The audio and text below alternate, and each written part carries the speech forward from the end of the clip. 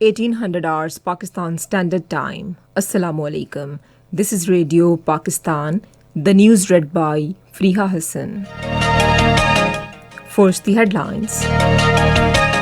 Prime Minister is in Colombo on a two-day official visit for talks with Sri Lankan leadership to enhance bilateral cooperation in diverse fields.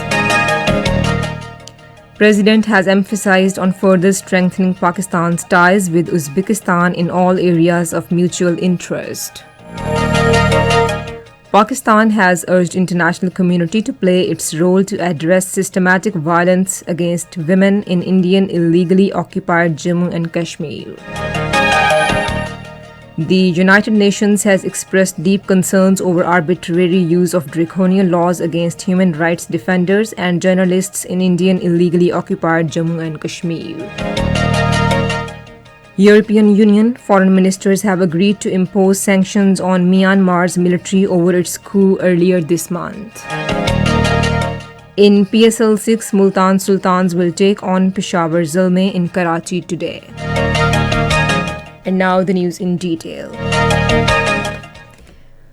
Prime Minister Imran Khan is in Colombo on a two-day official visit undertaken on the invitation of his Sri Lankan counterpart, Mahinda Rajapaksa. On his arrival in Colombo this afternoon, the Prime Minister was received by the Sri Lankan Prime Minister Mahinda Rajapaksa at the airport. A reception was arranged in the honor of Prime Minister Imran Khan and he was presented gun salute and guard of honor. During the visit, the Prime Minister will hold talks with Sri Lankan President Gotabaya Rajapaksa and his Sri Lankan counterpart. At the high-level talks, the two sides will discuss ways to promote bilateral cooperation in diverse fields, including trade, investment, health, education, agriculture, and science and technology. Memoranda of understanding will be signed between the two countries. President Dr. Arif Alvi has emphasized on further strengthening Pakistan's ties with Uzbekistan in all areas of mutual interest, including politics, trade, economy, and culture. Talking to Pakistan's ambassador-designate to Uzbekistan, Sayyid Ali Asad Gilani, in Islamabad today, he underlined the need for high-level visits, parliamentary exchanges, and ministerial contacts between the two countries.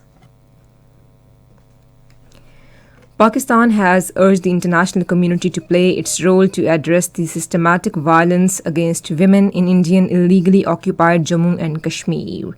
In a statement, Foreign Office spokesperson Zahid Hafiz Chaudhry said the incidents of systematic violence and mass rapes in Indian illegally occupied Jammu and Kashmir have been documented by a number of independent commissions, human rights organizations, global media, and civil society organizations, including the UN Office of the High Commissioner for Human Rights.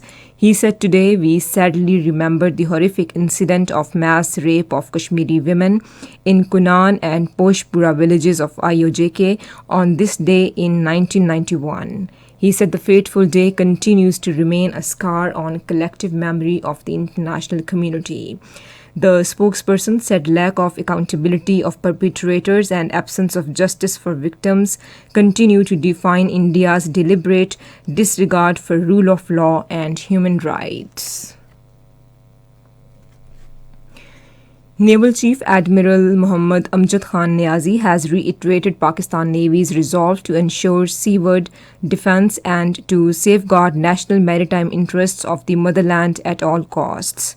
Addressing Pakistan Navy Operational Command's seminar in Karachi today, he emphasized on maintaining highest level of combat readiness. Chief of the Naval Staff further explained to constantly align employment and development strategies with evolving threats to deliver a resolute and strong response to any misadventure by the adversary. He highlighted various development initiatives being undertaken by Pakistan Navy to maintain a balanced and potent force capable to defend Pakistan against maritime threats and challenges. The National Assembly resumed its session at the Parliament House in Islamabad this afternoon with Speaker Asad Qasser in the chair. The House is transacting private members' business today. This is Radio Pakistan. The United Nations has expressed deep concerns over the arbitrary use of draconian laws and the National Investigation Agency against human rights defenders and journalists in Indian illegally occupied Jammu and Kashmir, aimed at discrediting their work. In a letter addressed to the Government of India, a 7-member team of multiple special rapporteurs of the UN noted that Unlawful Activities Prevention Act authorizes warrantless searches and individual arrests for up to 6 months when the person is designated as terrorist.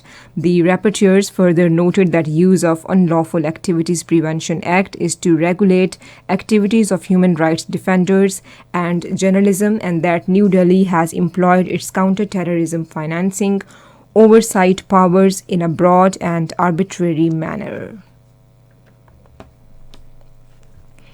In Indian illegally occupied Jammu and Kashmir, Hurriyat leaders and organizations have denounced the tragic incident of Kunan Poshpura mass rape perpetrated by Indian men in uniform in Kupwara district.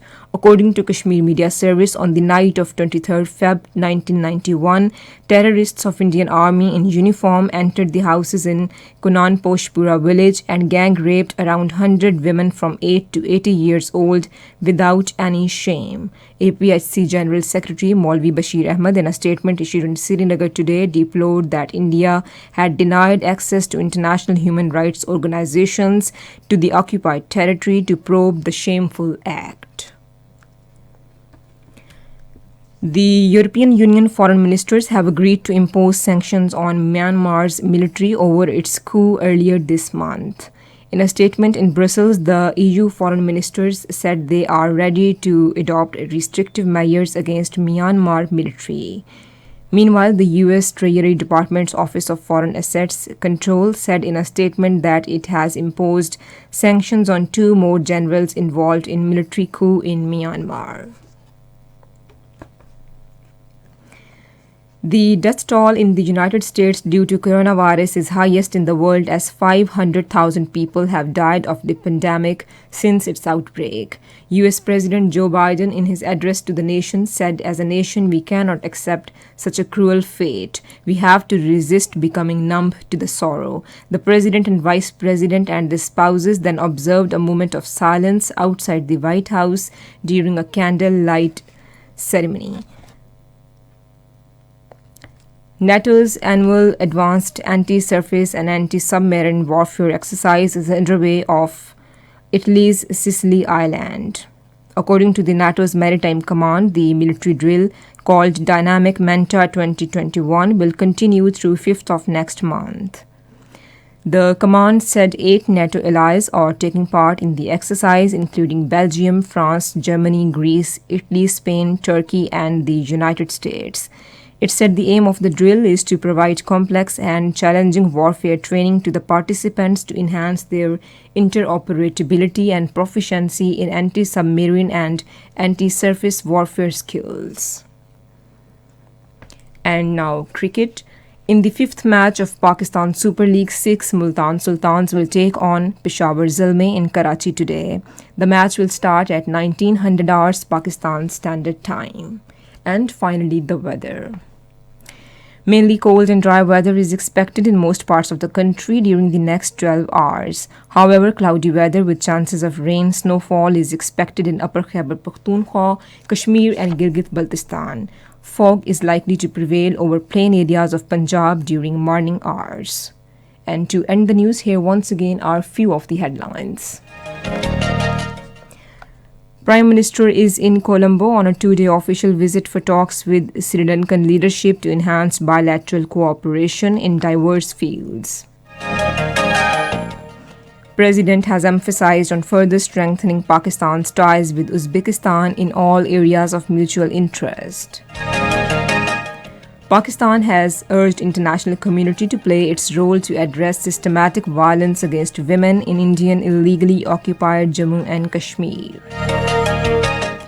The United Nations has expressed deep concerns over arbitrary use of draconian laws against human rights defenders and journalists in Indian illegally occupied Jammu and Kashmir. In PSL 6, Multan Sultans will take on Peshawar Zalmi in Karachi today. And that is the end of this news bulletin. For more news and analyses, log on to our website radio.gov.pk and also watch live video streaming of our bulletins on the link facebook.com/Radio Pakistan News.